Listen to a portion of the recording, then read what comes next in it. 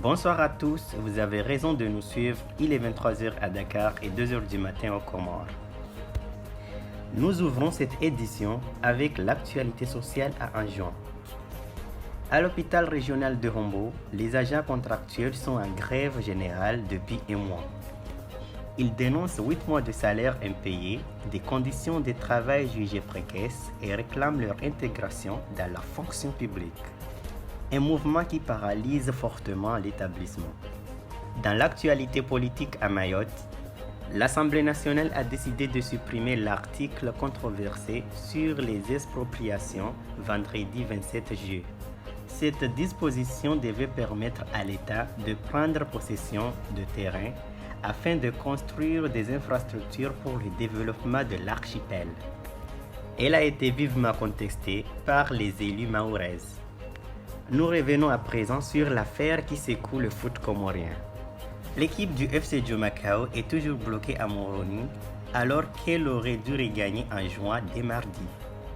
Ce mercredi matin, joueurs et encadrement se sont rendus au siège de la Fédération de foot des Comores pour demander le rapatriement.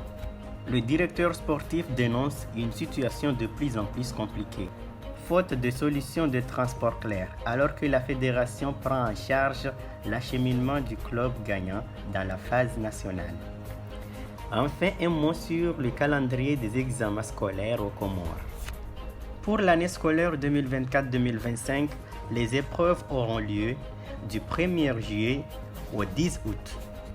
Plus précisément, le CP et l'entrée en 6e débuteront le 1er juillet. Les écrits du baccalauréat général et technique se tiendront du 12 au 17 juillet. Les épreuves du BBC auront lieu du 19 au 21 juillet. Le gouvernement a annoncé que les examens se dérouleront sous surveillance renforcée. Interdiction totale des appareils électroniques, y compris les montres connectées. Blocage du réseau téléphonique dans tous les centres des examens pour éviter la fraude. C'était votre journal, merci de nous avoir suivis et excellente soirée à tous.